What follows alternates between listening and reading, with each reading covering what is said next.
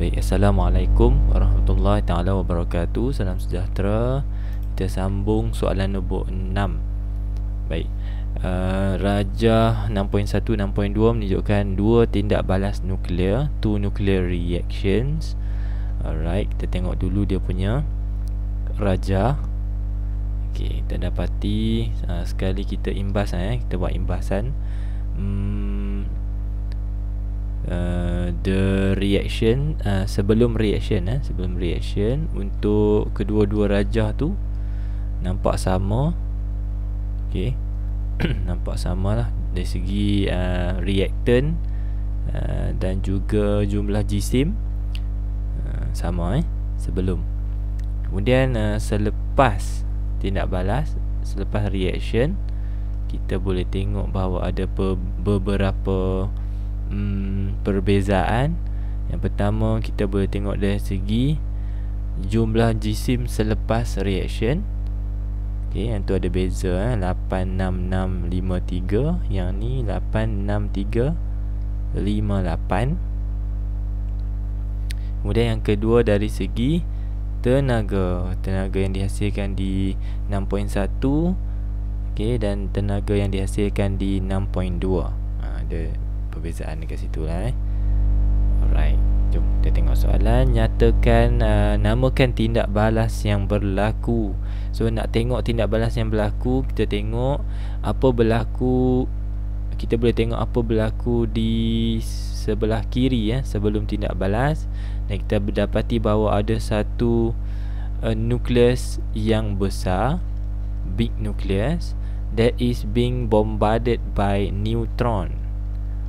Ni neutron. Kita gunakan neutron tu untuk membelah satu nukleus yang unstable, big unstable nucleus. Kemudian apa jadi lepas kita belah tu? It produce much more smaller nuclei, menghasilkan nuclei ataupun nukleus yang lebih kecil. Okay, dan ada secondary neutron and release certain amount of energy. Right, yang inilah pembelahan nukleus. Kita panggil dia nuclear fission, pembelahan nukleus.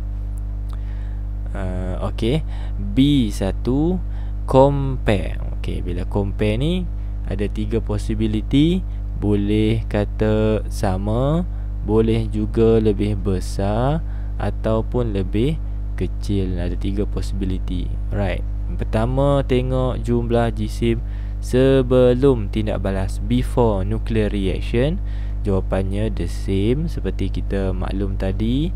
Kita dah tengok kan, dia punya jumlah jisim sama, 05259, 05259. Right, so same. Kedua, jumlah jisim selepas tindak balas, selepas after. So kita tengok mana lebih besar. 6.1 86653, yang ni 86358, bermaksud 6.1 lebih besar. Okey, jumlah jisim selepas pelanggaran selepas tindak balas 6.1 lebih besar, dan tenaga 6.2 lebih besar dari 6.1. Kita tengok betul ke? Tenaga 6.2 adalah 28238, yang ni 277. Alright, betul.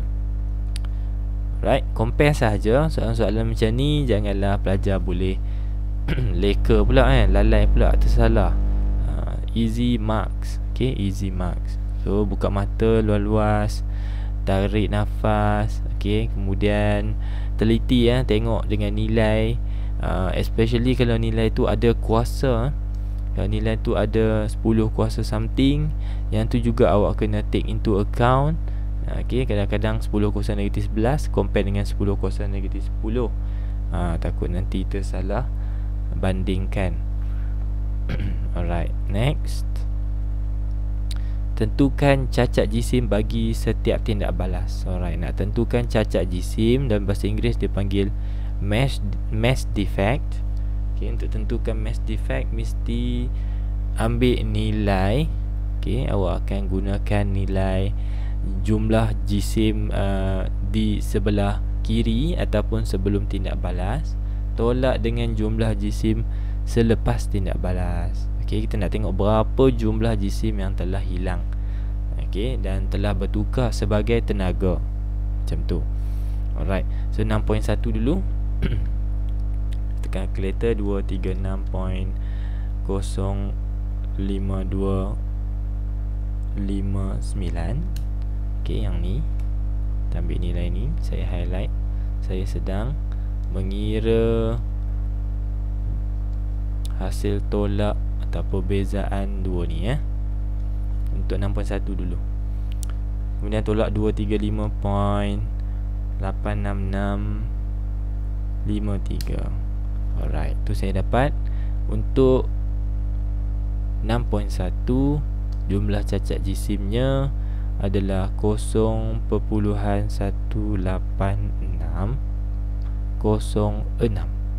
Okey, nak tulis U boleh, tulis AMU boleh, tak tulis pun tak apa sebab sudah ada unit dia di atas ni. Agak tulis pun boleh kan, U atau AMU. AMU tu apa? Atomic Mass Unit. Satu unit khas untuk atom lah. Jisim-jisim yang sangat kecil Okey, 6.2 pula. Okey, 6.2 kita ambil nilai ni 236.05259 tolak dengan 235 235.863 Okey, betul ke tu? Saya lagi salah kira pula. 236.05259 tolak 235.86358. Alright, betul.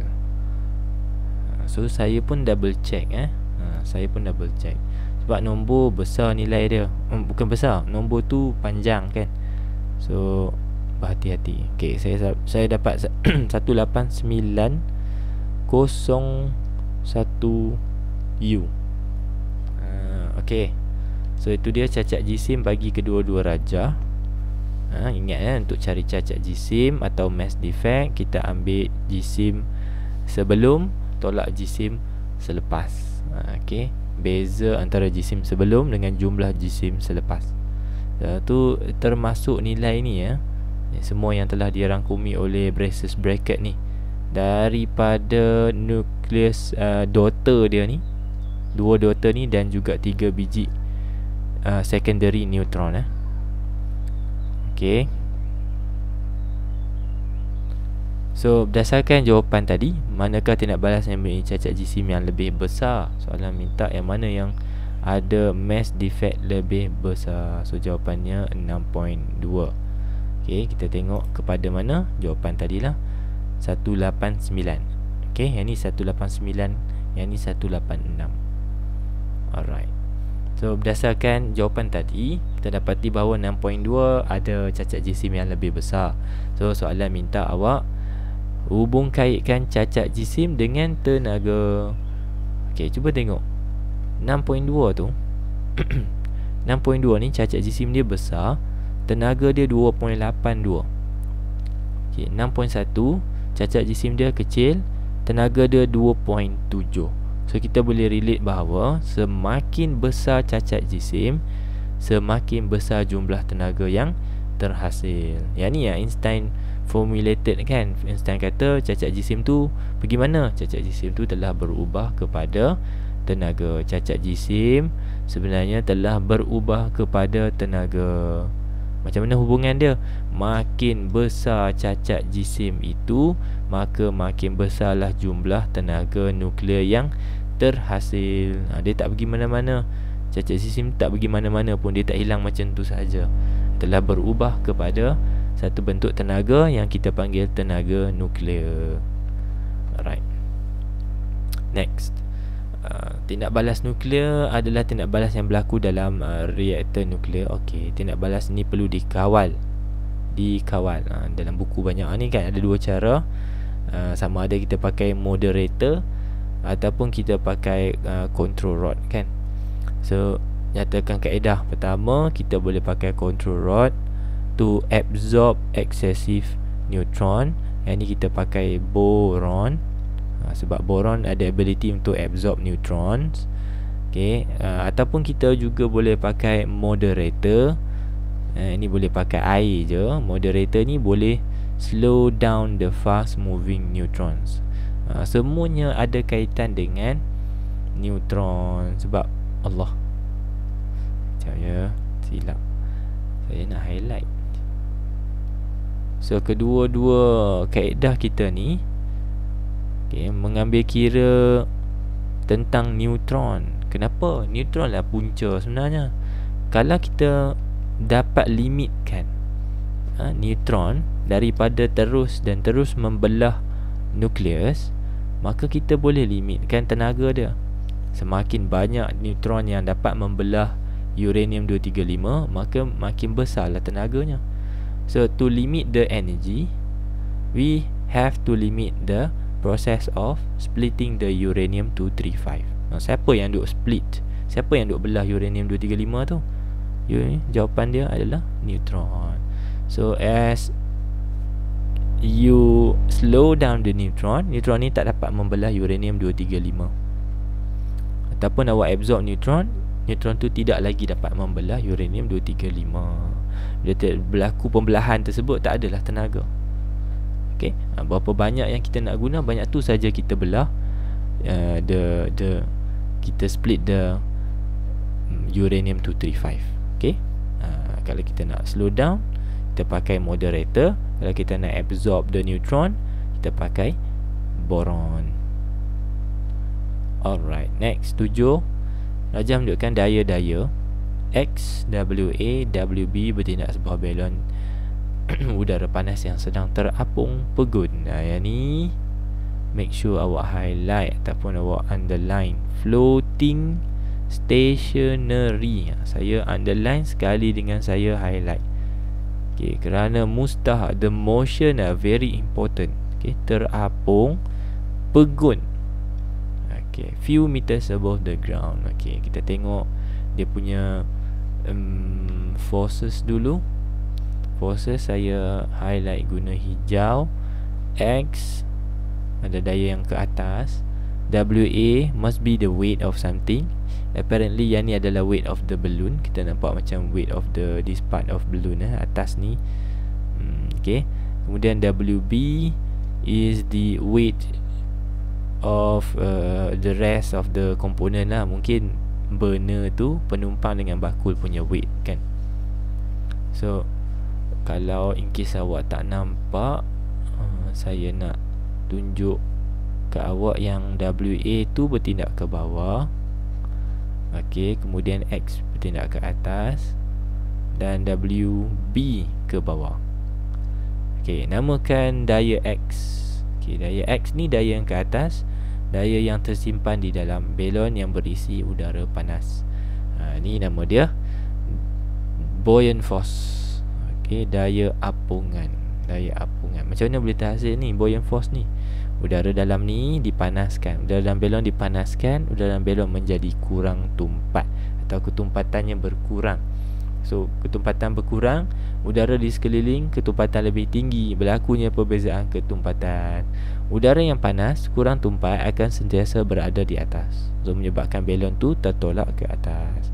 Hasilkanlah daya apungan. Okey, buoyant force diberi ni dia dah define WA adalah berat udara panas. Silap saya tadi, berat udara panas dalam balon.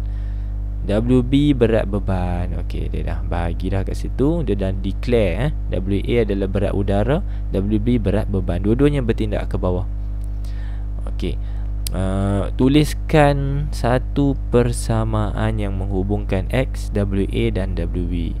So saya ringkaskan. Kalaulah yang ni objeknya, kita ada WA ke bawah, WB pun ke bawah, kemudian ada X di atas.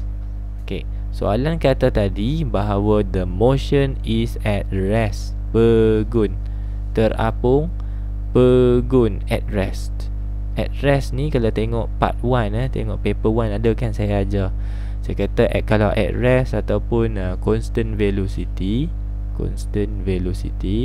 maka it is forces in equilibrium. Jumlah daya bersih adalah sama dengan kosong. Ataupun to put it simple, jumlah daya atas akan sama dengan jumlah daya bawah. Jumlah daya atas mesti sama dengan jumlah daya bawah, sebab objek tak bergerak, terapung, pegun tak bergerak. So the equation must be X sama dengan WA tambah WB. Hasil tambah WA dan WB will be equivalent to X. Okey, tulis betul-betul. Guna simbol, kalau X yang diberi dalam soalan adalah X besar, okey, capital X guna capital X. Sama juga dengan huruf-huruf lain. Guna simbol yang diberi dalam soalan. Baik, jumlah jisim penumpang bakul dan semua peralatan adalah 470 kg.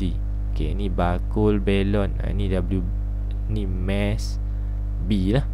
Sebab daripada mass B yang kita boleh cari weight B kan. Jisim udara panas adalah 650 kg. Yang ini adalah mass A. Okey. Okey, so daripada situ soalan minta tentukan daya X yang bertindak ke atas belon tersebut. Abaikan isi padu udara yang disesalkan oleh penumpang. Okey, tentukan daya X.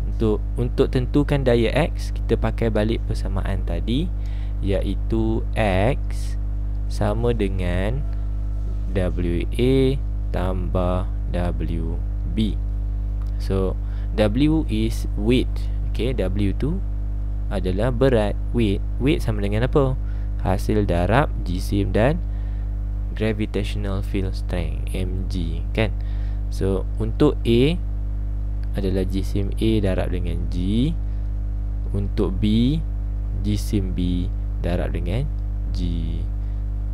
G berapa? G 9.81. Alright, itu standard lah kan. So A 650 kg darab dengan 9.81. Awak nak factorize boleh, kalau tak nak factorize pun boleh. Okay, 470 9.81. Alright. So tekan calculator. Berhati-hati.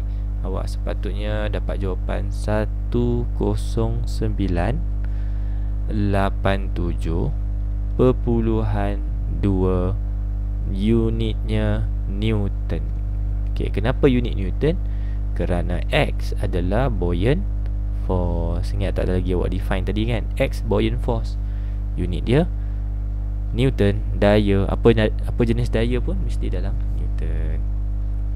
Next. Pertimbangkan satu cabaran untuk menghasilkan belon udara panas yang mampu terbang. Ni kehendak soalan Soalan nak belon udara panas yang awak cadangkan tu boleh terbang ke altitude yang lebih tinggi dengan cepat. So apa saja jawapan awak mesti merujuk kepada kehendak soalan lah. Okay, mesti merujuk kepada aim soalan. So bagi dekat awak dekat situ adalah jenis fabrik yang pertama dan juga saiz belon. So kita tengok satu dulu. Apa jenis fabrik yang awak bakal pilih? Adakah nak gunakan sutera?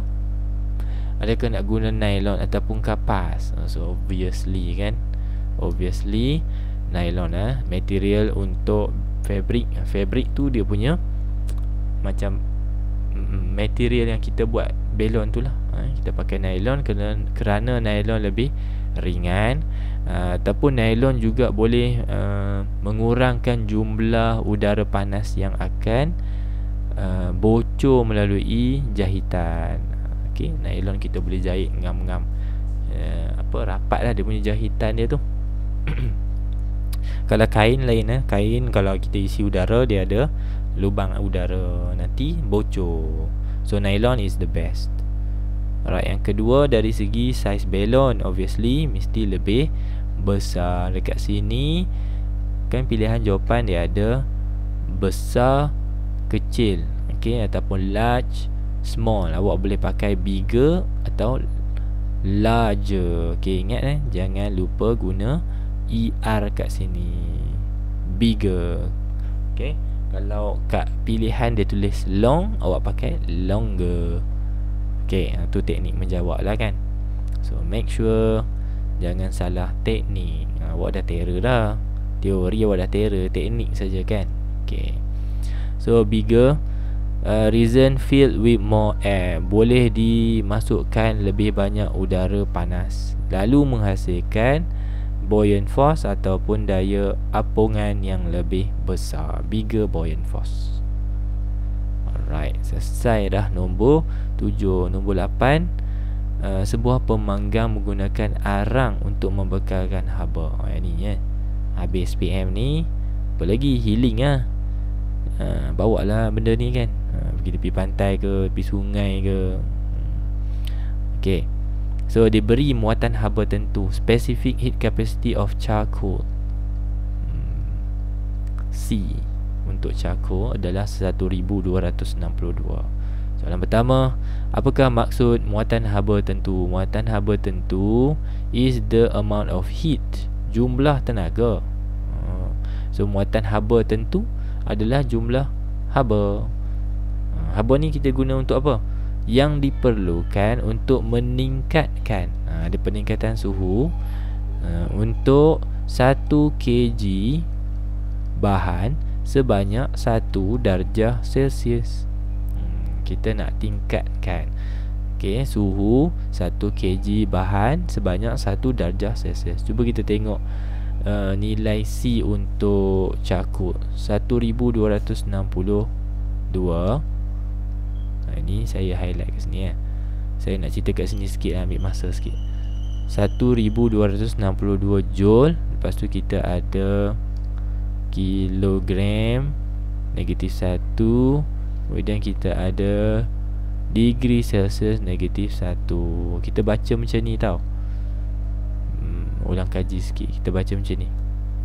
Jumlah haba, okay, charcoal ni 1 kg charcoal, 1 kg charcoal memerlukan 1262 joule haba untuk meningkatkan suhunya sebanyak 1 darjah Celsius. Perubahan suhu hanya akan berlaku pada charcoal sebanyak 1 darjah Celsius jika jumlah haba yang kita bekalkan adalah 1262 joule. Kalau nak naik 2 darjah Celsius macam mana? Darab 2. Kalau nak naik 3 darjah Celsius macam mana? Darab 3. Siapa yang banyak, mana yang kita darab tu? 1262 darab 3. Macam tu lah. Katalah air kan, air dia punya nilai C adalah 4200 joule, kg negatif 1, degree Celsius negatif 1.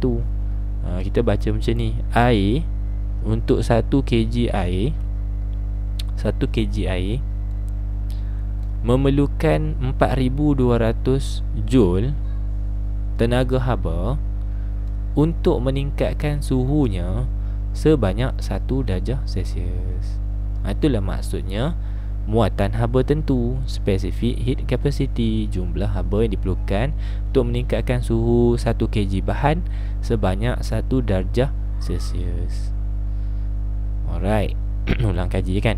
Hitung haba yang dibekalkan oleh 2 kg arang, yang ni 2 kg jisim mass, kemudian dialami oleh arang. Okey, perubahan suhu adalah 275. Perubahan suhu adalah delta theta. Hitung haba. Haba ni Q. So kalau ada perubahan suhu, kita pakai formula Q sama dengan MC delta theta. Mass tadi, arang adalah 2 kg. C nya, C untuk arang tadi, ambil dia atas, 1262.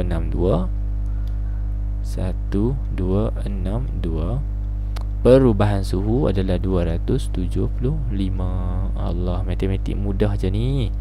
Okey, darab 3 nombor ni Jawapannya 694 100 joule. Kenapa joule? Sebab haba kan. Haba adalah sejenis tenaga. Tenaga diukur dalam unit joule. Okey. Kemudian soalan C. Baik, cadangkan pengubahsuaian yang boleh dilakukan untuk memastikan pemanggang selamat digunakan. Okey, ni keyword kehendak soalan. Pemanggang selamat digunakan. Kemudian kedua, makanan dapat dimasak dengan cepat. Dimasak dengan cepat. So tengok saya underline dan saya highlight kehendak soalan. So saya punya jawapan mesti berfokuskan kepada kehendak soalan yang saya gariskan ni. Okey, yang pertama dari segi specific heat capacity untuk grill punya net. Okey, net dia yang ni net tu bahagian yang ni. Ni net dia. Tempat kita letak makanan untuk dibakar tu. So must be C dia tu kecil. Nilai specific heat capacity mestilah lebih kecil, lower. Okay, because to make sure that the rate of temperature rise increases. Pertambahan suhu berlaku dengan kadar yang lebih tinggi. Dalam exam kita tak boleh jawab faster faster, slower, lepas tu easy, ataupun easier, harder. Yang tu semua tak diterima.